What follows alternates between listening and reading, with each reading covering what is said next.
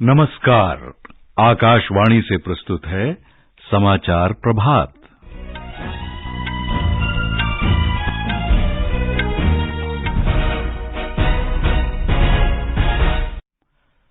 मुख्य समाचार।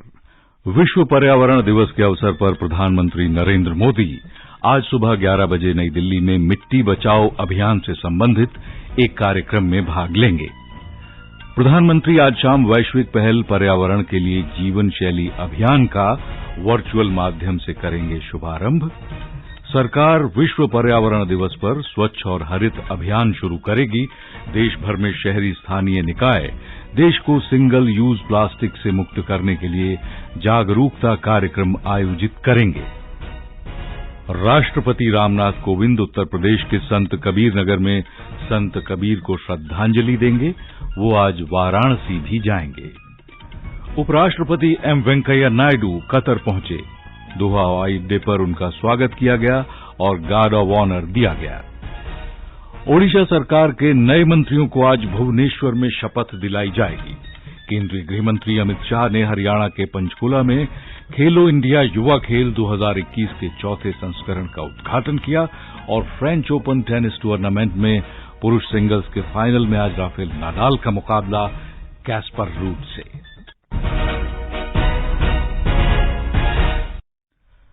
समाचार प्रभात में विशाल शर्मा के साथ मैं मुनीश शर्मा। और अब समाचार विस्तार से। प्रधानमंत्री नरेंद्र मोदी विश्व पर्यावरण दिवस के अवसर पर आज सुबह 11 बजे नई दिल्ली में मृदा बचाओ अभियान से संबंधित एक कार्यक्रम में भाग लेंगे। इस दौरान प्रधानमंत्री एक जनसभा को भी संबोधित करेंगे। हमारे संवाददाता ने बताया है कि मृदा बचाओ अभियान मिट्टी के क्षरण के बारे में जागरूकता पैदा करता है। मिट्टी बचाओ एक वैश्विक आंदोलन है जिसका उद्देश्य मृदा स्वास्थ्य के प्रति जागरूकता बढ़ाना है और उसके सुधार के लिए लोगों को जागरूक करना है। इस आंदोलन की शुरुआत सदगुरु ने इस साल मार्च में की थी, जिन्होंने 27 देशों से गुजरते हुए 100 दिन की मोटरसाइकिल यात्रा शुरू की थी। आज उनकी यात्रा का 75वां दिन है। यह अभियान खेती की मिट्टी में जैविक सामग्री को बढ़ाने के लिए सभी देशों को राष्ट्रीय नीतियां बनाने के लिए जागरूक कर रहा है। इस कार्यक्रम में प्रधानमंत्री की भागीदारी देश में मिट्टी के स्वास्थ्य में सुधार के प्रति साझा चिंताओं और प्रतिबद्धता को दर्शाता है। दीपेंद्र कुमार, आकाशवाणी समाचार, दिल्ली। आज दुनिया भर में विश्व पर्यावरण दिवस मनाया जा रहा है। प्रकृति और पृथ्वी को बचाने के लिए पर्यावरण संरक्षण के अनुकूल कदम उठाने के लिए विश्व स्तर पर जागरूकता फैलाने के उद्देश्य से ये दिन मनाया जाता है। संयुक्त राष्ट्र पर्यावरण कार्यक्रम के अंग के रूप में 1973 से हर वर्ष 5 जून को ये दिन मनाया जाता है। इस वर्ष के विश्व पर्यावरण दिवस का विषय है केवल एक पृथ्वी। विश्व पर्यावरण दिवस के अवसर पर राष्ट्रपति रामनाथ कोविंद ने सभी से कहा है कि वे सतत विकास को बढ़ावा देकर और जलवायु परिवर्तन की चुनौतियों का मुकाबला करके भविष्य की पीढ़ियों के लिए पृथ्वी के संरक्षण के प्रति अपनी प्रतिबद्धता को मजबूत बनाएं। श्री कोविंद ने ट्वीट में लोगों से पृथ्वी को स्वच्छ और स्वस्थ बनाने का अनुरोध किया। प्रधानमंत्री नरेंद्र मोदी आज विश्व पर्यावरण दिवस के अवसर पर वैश्विक पहल पर्यावरण के लिए जीवन शैली अभियान का शुभारंभ करेंगे। ये कार्यक्रम शाम 6 बजे वर्चुअल माध्यम से होगा। इस अवसर पर शिक्षाविदों, विश्वविद्यालयों और अनुसंधान संस्थानों से पर्यावरण अनुकूल जीवन शैली अपनाने के बारे में सुझाव और विचारों से संबंधित शोध पत्र आमंत्रित किए जाएंगे। एक रिपोर्ट। कार्यक्रम के दौरान प्रधानमंत्री नरेंद्र मोदी लोगों को संबोधित भी करेंगे। पिछले साल ग्लासगो में 26वें संयुक्त राष्ट्र जलवायु परिवर्तन सम्मेलन COP26 के दौरान प्रधानमंत्री द्वारा लाइफ का विचार पेश किया गया था। यह विचार पर्यावरण के प्रति जागरूक जीवन शैली को बढ़ावा देता है, जो विनाशकारी उपभोग के बजाय सोच समझकर और विचार आधारित उपयोग पर केंद्रित है। कार्यक्रम में Bill and Melinda Gates Foundation के सह अध्यक्ष बिल गेट्स, जलवायु अर्थशास्त्री Lord Nicholas Stern, nudge theory के लेखक professor Cass Sunstein, World Resources Institute के मुख्य कार्यकारी अधिकारी और अध्यक्ष Aniruddha Dasgupta, UNEP global head Sushri Inger Andersen, UNDP global head Achim Steiner और विश्व बैंक के अध्यक्ष डेविड मलपास व अन्य गणमान्य व्यक्ति उपस्थित रहेंगे। अनुपम मिश्र, आकाशवाणी समाचार, दिल्ली। आवास और शहरी कार्य मंत्रालय आज विश्व पर्यावरण दिवस के अवसर पर स्वच्छ और हरित अभियान आरंभ करेगा। इस अभियान के अंतर्गत देश भर में शहरी स्थानीय निकायों में देश को सिंगल यूज प्लास्टिक से मुक्त कराने और पर्यावरण की रक्षा में योगदान के लिए जागरूकता कार्यक्रम आयोजित किए जाएंगे। मंत्रालय ने इस बारे में राज्य और केंद्र शासित प्रदेशों को परामर्श पत्र जारी किया है। पत्र में निर्देश दिया गया है कि इस महीने की 30 तारीख तक सिंगल यूज प्लास्टिक प्रतिबंधित हो जाना चाहिए। मंत्रालय ने राज्यों और शहरी स्थानीय निकायों से कहा है कि वे अपने आसपास के सीमेंट कारखानों और अन्य औद्योगिक इकाइयों के साथ भी समझौता करें। मंत्रालय के पत्र में यह भी निर्देश दिया गया है कि प्लास्टिक के अपशिष्ट का उपयोग सीमेंट कारखानों में वैकल्पिक ईंधन के रूप में या सड़क निर्माण के कार्यों में किया जाए। सरकारी ई बाजार जैम संयुक्त राष्ट्र पर्यावरण कार्यक्रम के साथ सहयोग में उत्पादों और सेवाओं की सरकारी खरीद को बढ़ावा दे रहा है। वाणिज्य और उद्योग मंत्रालय ने बताया कि पिछले साल जून में हरित कक्ष एयर कंडीशनर की शुरुआत के बाद जैम ने पर्यावरण अनुकूल उत्पादों और सेवाओं को अपनाने के लिए अपने पोर्टल पर अनेक नए फीचर जोड़े। कल नई दिल्ली में एक कार्यक्रम में जैम के मुख्य कार्यकारी अधिकारी पीके सिंह ने बताया कि जैम अपने पोर्टल पर पर्यावरण के संरक्षण के अनुकूल उत्पादों और सेवाओं की उपलब्धता प्राथमिकता के आधार पर सुनिश्चित कर रहा है। इस अवसर पर संयुक्त राष्ट्र पर्यावरण कार्यक्रम के भारत के प्रभारी अतुल बगई ने कहा कि सरकारी खरीद पर सरकार काफी बड़ी राशि खर्च करती है और ये खर्चा पर्यावरण के अनुकूल उत्पादों और सेवाओं पर भी किया जा सकता है। राष्ट्रपति रामनाथ कोविंद उत्तर प्रदेश के अपने दौरे के तीसरे दिन आज भक्ति आंदोलन के महान कवि और संत कबीर को श्रद्धांजलि देने के लिए संत कबीर नगर जाएंगे। बाद में वे वाराणसी का भी दौरा करेंगे। एक रिपोर्ट। राष्ट्रपति सुबह करीब 9:30 बजे संत कबीर नगर के मगहर स्थित कबीर चौरा धाम पहुंचेंगे। वे यहां कबीर की समाधि और मजार पर पुष्पांजलि अर्पित कर उन्हें नमन करेंगे। श्री कोविंद यहां एक पौधा भी रोपेंगे। इसके बाद वे मुख्य समारोह स्थल कबीर ऑडिटोरियम जाएंगे। राष्ट्रपति यहां संत कबीर अकादमी और अनुसंधान केंद्र का लोकार्पण करेंगे। राज्यपाल आनंदीबेन पटेल और मुख्यमंत्री योगी आदित्यनाथ भी उनके साथ होंगे। राष्ट्रपति आज दोपहर बाद वाराणसी जाएंगे, जहां वे काशी विश्वनाथ धाम में दर्शन पूजन करेंगे। श्री कोविंद उत्तर प्रदेश दौरे के आखिरी दिन कल लखनऊ में विधानमंडल के संयुक्त सत्र को संबोधित करेंगे। अजय कुमार श्रीवास्तव के साथ आकाशवाणी समाचार के लिए संत कबीर नगर से आदित्य शुक्ला। उपराष्ट्रपति एम वेंकैया नायडू 3 देशों की यात्रा के अंतिम चरण में कल कतर की राजधानी दोहा पहुंचे। कतर के विदेश राज्य मंत्री सुल्तान बिन साद अल मुरेखी और अन्य लोगों ने दोहा हवाई अड्डे पर उनका स्वागत किया। विदेश मंत्रालय के प्रवक्ता अरिंदम बागची ने ट्वीट में कहा कि उपराष्ट्रपति का दोहा हवाई अड्डे पर औपचारिक स्वागत किया गया और गार्ड ऑफ ऑनर दिया गया। इससे पहले उपराष्ट्रपति की सेनेगल की 3 दिन की यात्रा सफलतापूर्वक संपन्न हुई। श्री नायडू के साथ एक उच्च स्तरीय शिष्टमंडल भी गया है, जिसमें स्वास्थ्य और परिवार कल्याण राज्य मंत्री डॉक्टर भारती पवार और 3 सांसद सुशील कुमार मोदी, विजय पाल सिंह तोमर और पी रविन्द्रनाथ शामिल हैं। ये समाचार आकाशवाणी से प्रसारित किए जा रहे हैं। लक्ष्य अंत्योदय, प्रण अंत्योदय। देश में 45 करोड़ लोगों के बैंक खाते खुले पहली बार। 3 करोड़ से अधिक परिवारों को आवास मिला पहली बार। 3 करोड़ 28 लाख लोगों को आयुष्मान भारत से मुफ्त इलाज मिला पहली बार। देश के करोड़ों करोड़ों नागरिकों के लिए एक परिवार के सदस्य के रूप में काम कर रहा है। 8 साल सेवा, सुशासन और गरीब कल्याण। खुजली झटपट दूर करे, लोशन। वही नाम वही काम, कुछ भी नहीं बदला। चर्म रोगों का दुश्मन जालिम लोशन। समाचार प्रभात में आपका फिर स्वागत है। आगे बढ़ने से पहले एक नजर मुख्य समाचारों पर।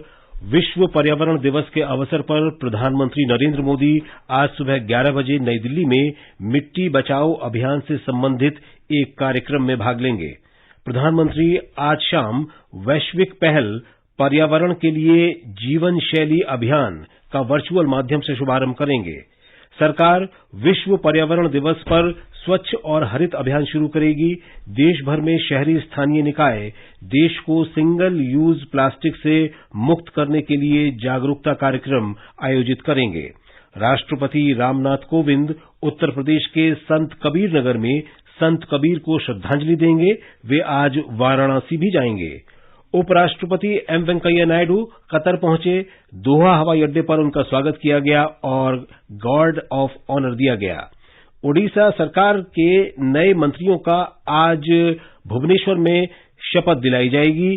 केंद्रीय गृह मंत्री अमित शाह ने हरियाणा के पंचकुला में खेलो इंडिया युवा खेल 2021 के चौथे संस्करण का उद्घाटन किया और फ्रेंच ओपन टेनिस टूर्नामेंट में पुरुष सिंगल्स के फाइनल में आज राफेल नडाल का मुकाबला कैस्पर रूड से। ओडिशा में नवीन पटनायक सरकार के सभी मंत्रियों ने कल त्याग पत्र दे दिया और इसके साथ ही राज्य मंत्रिमंडल के पुनर्गठन का रास्ता अब साफ हो गया है। हमारे संवाददाता ने बताया है कि सभी 20 मंत्रियों ने इस्तीफा दे दिया है। नए मंत्रियों को आज राजधानी भुवनेश्वर में सुबह 11:15 बजे शपथ दिलाई जाएगी। मुख्यमंत्री नवीन पटनायक के 5 कार्यकालों में पहली बार सभी मंत्रियों ने सामूहिक इस्तीफा दिया और इसके साथ ही नए मंत्रिमंडल को लेकर अटकलें अब तेज हो गई हैं। उत्तर प्रदेश में हापुड़ जिले में कल एक रासायनिक कारखाने में हुए विस्फोट में 9 लोगों की मौत हो गई और 15 घायल हो गए। हापुड़ के पुलिस महानिरीक्षक प्रवीण कुमार ने कहा कि विस्फोट के जिम्मेदार लोगों के खिलाफ कार्रवाई की जाएगी। राष्ट्रपति रामनाथ कोविंद और प्रधानमंत्री नरेंद्र मोदी ने दुर्घटना पर दुख व्यक्त करते हुए मृतकों के परिजनों को संवेदनाएं प्रेषित की हैं। उन्होंने कहा है कि राज्य सरकार घायलों के उपचार के लिए कदम उठा रही है और हर संभव सहायता प्रदान की जा रही है। तेलंगाना सरकार ने राज्य के सभी सरकारी अस्पतालों से कोविड संक्रमण के बढ़ते मामलों को देखते हुए सतर्कता बरतने को कहा है। कल हैदराबाद में हुई एक समीक्षा बैठक में राज्य के स्वास्थ्य मंत्री हरीश राव ने चिकित्सा और स्वास्थ्य विभाग के अधिकारियों से सावधान रहने को भी कहा है। केंद्रीय स्वास्थ्य सचिव से कोविड मामलों को लेकर सतर्कता के बारे में मिले पत्र के बाद ये बैठक आयोजित की गई।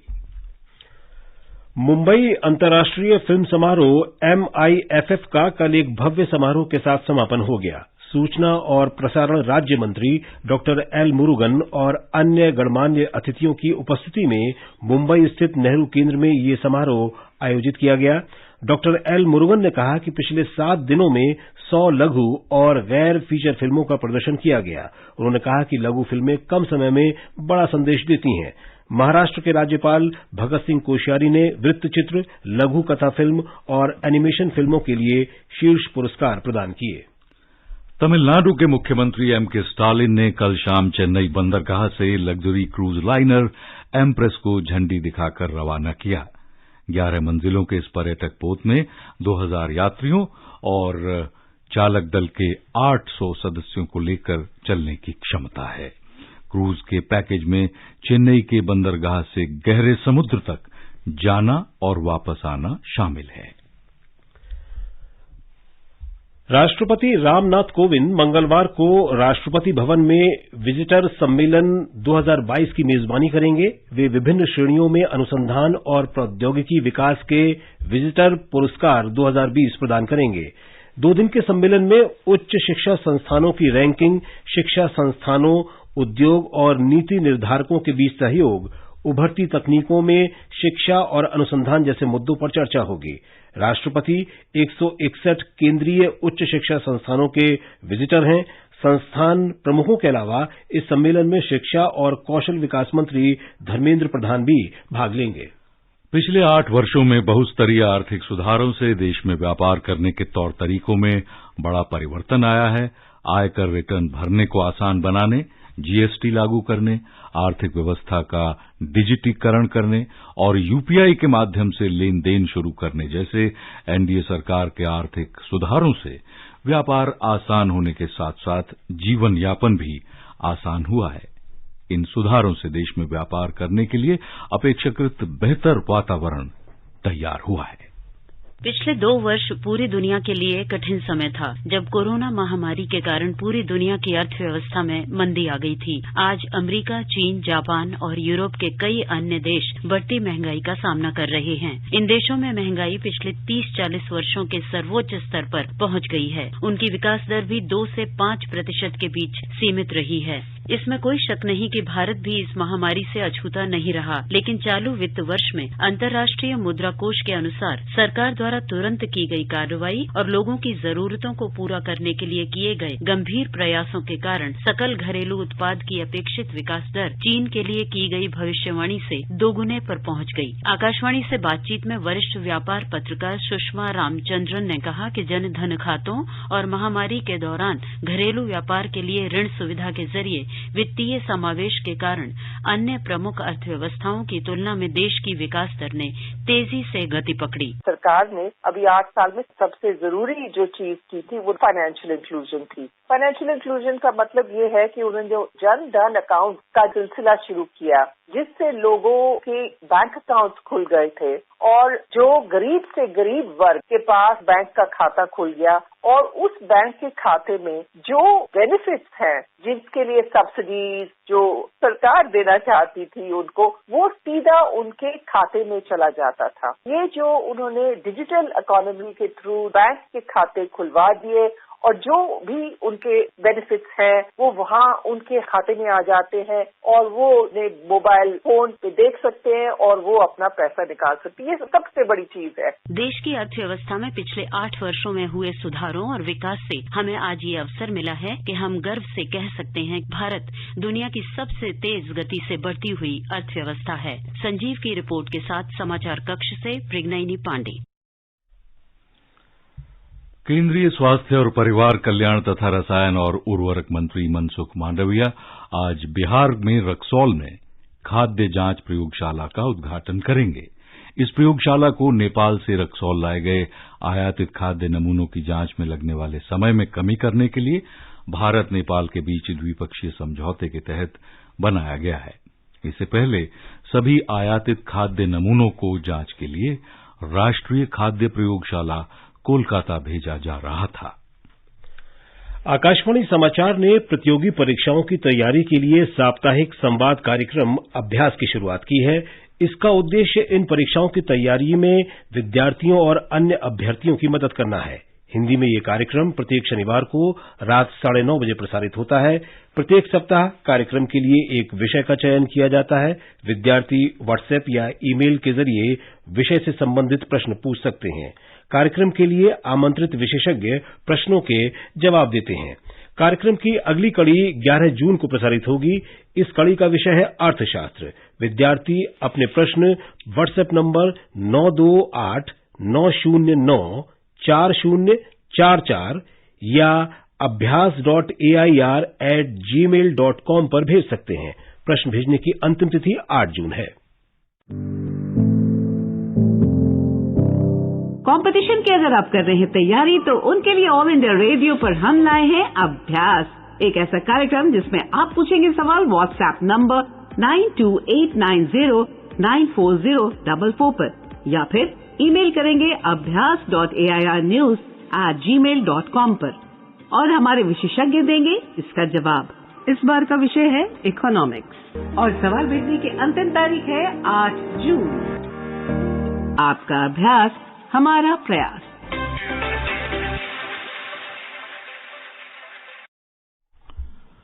गृह मंत्री अमित शाह ने कल हरियाणा के पंचकूला में चौथे खेलो इंडिया युवा खेल 2021 का उद्घाटन किया। इस महाखेल आयोजन को संबोधित करते हुए गृह मंत्री अमित शाह ने कहा कि पूरे देश को हरियाणा के खिलाड़ियों पर गर्व है, जो ओलंपिक सहित अंतर्राष्ट्रीय प्रतियोगिताओं में देश के लिए अधिक से अधिक पदक हासिल करते हैं। श्री शाह ने कहा कि खेलो इंडिया भारतीय खिलाड़ियों को केंद्रीय स्तर पर ले जाने का माध्यम है। यहाँ पर खेलो इंडिया यूथ गेम का चौथे साल के गेम का शुभारंभ हुआ और मुझे बहुत हर्ष है कि मोदी जी ने इस बार ये मौका हरियाणा राज्य को दिया है, जो पूरे भारत की खेल कैपिटल है, उसे कहने में किसी को कोई संकोच नहीं। और हमारी सरकार ने खेलों का आयोजन चरणबद्ध करके खिलाड़ियों को मंच देने का कार्यक्रम किया है। जो युवा है स्कूल में है तो आप खेलो इंडिया यूथ गेम में भाग ले सकते हैं और कॉलेज में है तो खेलो इंडिया यूनिवर्सिटी गेम्स में भाग ले सकते हैं। कार्यक्रम को संबोधित करते हुए युवा कार्य और खेल मंत्री अनुराग ठाकुर ने कहा कि प्रधानमंत्री नरेंद्र मोदी के प्रयासों से देश में खेल की बुनियादी सुविधाओं में काफी वृद्धि हुई है।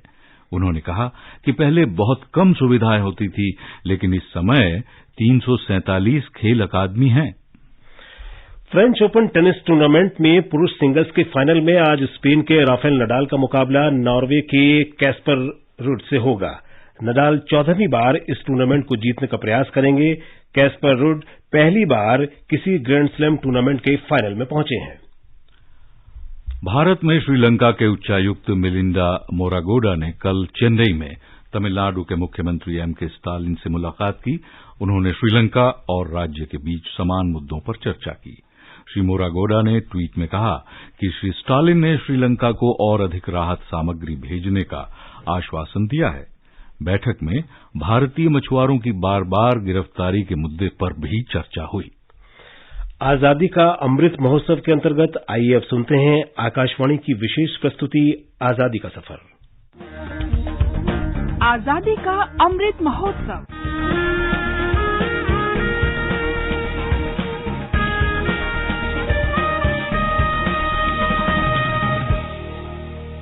आजादी का सफर आकाशवाणी समाचार के संग। भारत का गौरवशाली स्वतंत्रता संघर्ष आधुनिक विश्व के महानतम स्वाधीनता संघर्षों में से एक है। आकाशवाणी से हम प्रतिदिन प्रस्तुत कर रहे हैं इस संघर्ष की झलक।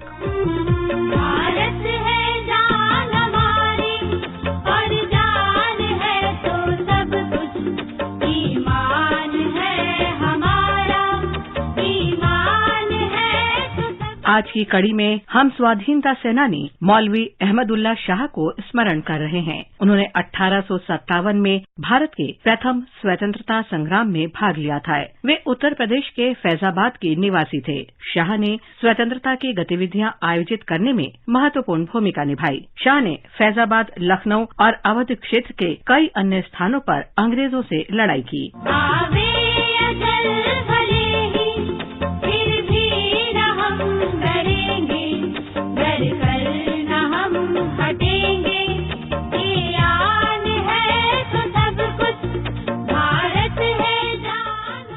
शाह के नेतृत्व में स्वतंत्रता सेनानियों ने ब्रिटिश सेना को बहुत नुकसान पहुंचाया। कंपनी राज को विवश होकर शाह को पकड़वाने वाले के लिए 50,000 रुपए का पुरस्कार घोषित करना पड़ा। शाहजहांपुर से पीछे हटने पर शाह 5 जून 1858 को अवध रुहेलखंड सीमा के निकट दिखाई दिए। ब्रिटिश सेना ने 5 जून 1858 को उन्हें अवध रुहेलखंड सीमा के निकट गोली मार दी।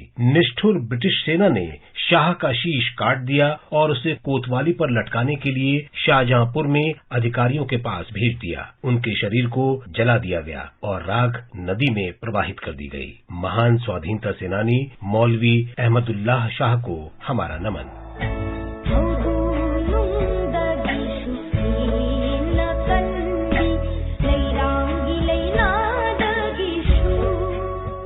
हम आज मणिपुरी स्वतंत्रता सेनानी थोडिंग को भी श्रद्धांजलि अर्पित कर रहे हैं। वे 5 जून 1875 को वीर गति को प्राप्त हुए थे।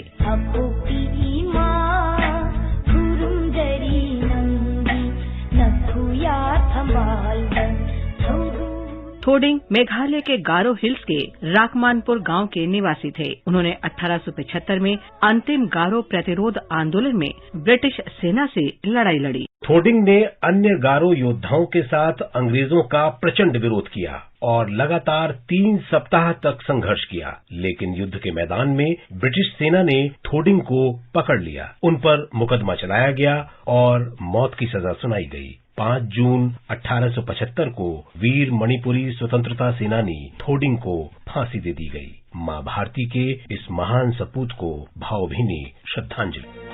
বিধির বাঁধন কাটবে তুমি এমন শক্তিমান, তুমি কি এমনি শক্তিমান, আমাদের ভাঙা গড়া তোমার হাতে এমন অভিমান, তোমাদের এমনি অভিমান। आज हम क्रांतिकारी स्वतंत्रता सेनानी हरेंद्र लाल चक्रवर्ती को भी याद कर रहे हैं।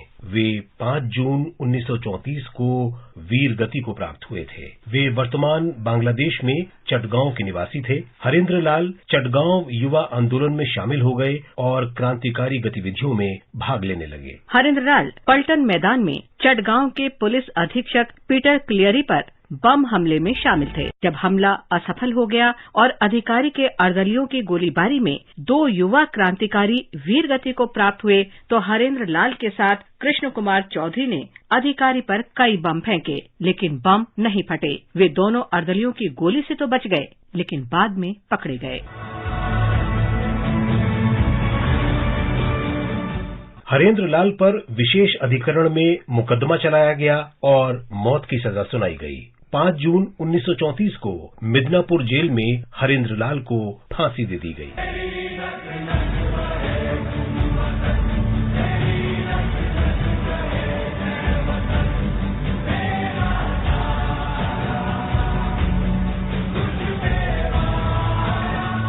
हम आज क्रांतिकारी स्वतंत्रता सेनानी मृणाल कांतिराय चौधरी को भी श्रद्धांजलि अर्पित कर रहे हैं। उनका निधन 5 जून 1932 को हुआ था। मृणाल का जन्म 1903 में कोलकाता के जेस्सौर कस्बे में हुआ था।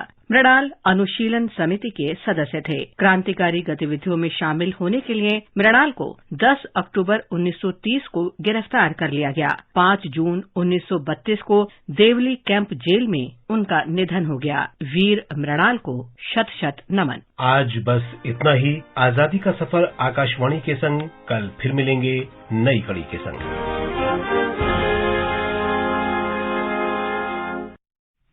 और विशाल, अब आप हमें बताएं कि क्या है आज के अखबारों में खास। जी मुनीश, आज के अखबारों में कानपुर में हुई हिंसा और पत्थरबाजी के बाद गिरफ्तारियों को अधिकांश समाचार पत्रों ने सुर्खियों में जगह दी है। कश्मीर घाटी में हत्याओं और पलायन के समाचार को भी अखबारों ने मुख्य पृष्ठ पर प्रकाशित किया है। आज विश्व पर्यावरण दिवस के अवसर पर कुछ अखबारों ने जलवायु परिवर्तन और प्रदूषण की समस्या का उल्लेख प्रमुखता से किया है। नवभारत टाइम्स के रविवारीय संस्करण की सुर्खी है, सेहत और जेब दोनों पर भारी है मौसमी बदलाव। पत्र की सलाह है कि रिहायशी इलाकों से उद्योगों को हटाया जाए और सड़कों पर राहगीरों तथा साइकिल चालकों के लिए विशेष लेन बनाई जाए। दैनिक भास्कर ने अगले 5 दिनों में भीषण लू चलने के अनुमान को प्रमुखता से प्रकाशित करते हुए हिमाचल में बढ़ते पारे की ओर ध्यान खींचा है। दैनिक जागरण ने अपने देश विदेश पृष्ठ पर 22वें आईफा फिल्म पुरस्कारों की चर्चा करते हुए फिल्म सरदार ऊधम को 3 अलग अलग श्रेणियों में पुरस्कृत किए जाने की खबर को प्रमुखता दी है। इस फिल्म को सिनेमेटोग्राफी, संपादन और स्पेशल इफेक्ट्स के लिए पुरस्कृत किया गया है। दैनिक ट्रिब्यून ने लहरे परिशिष्ट के अंतर्गत उत्तराखंड के खूबसूरत हिल स्टेशन लैंसडाउन से संबंधित सचित्र लेख को पूरे एक पृष्ठ पर स्थान दिया है। और अंत में इस बुलेटिन के मुख्य समाचार एक बार फिर। विश्व पर्यावरण दिवस के अवसर पर प्रधानमंत्री नरेंद्र मोदी आज सुबह 11 बजे नई दिल्ली में मिट्टी बचाओ अभियान से संबंधित एक कार्यक्रम में भाग लेंगे। प्रधानमंत्री आज शाम वैश्विक पहल पर्यावरण के लिए जीवन शैली अभियान का वर्चुअल माध्यम से करेंगे शुभारंभ। सरकार विश्व पर्यावरण दिवस पर स्वच्छ और हरित अभियान शुरू करेगी। राष्ट्रपति रामनाथ कोविंद उत्तर प्रदेश के संत कबीर नगर में संत कबीर को श्रद्धांजलि देंगे और वाराणसी भी जाएंगे। उपराष्ट्रपति एम वेंकैया नायडू कतर पहुंचे। दोहा हवाई अड्डे पर उनका स्वागत किया गया और गार्ड ऑफ ऑनर दिया गया। ओडिशा सरकार के नए मंत्रियों का आज भुवनेश्वर में शपथ दिलाई जाएगी। और फ्रेंच ओपन टेनिस टूर्नामेंट में पुरुष सिंगल्स के फाइनल में आज राफेल नाडाल का मुकाबला होगा कैस्पर रूड से। और इसके साथ ही समाचार प्रभात का ये अंक होता है समाप्त। नमस्कार।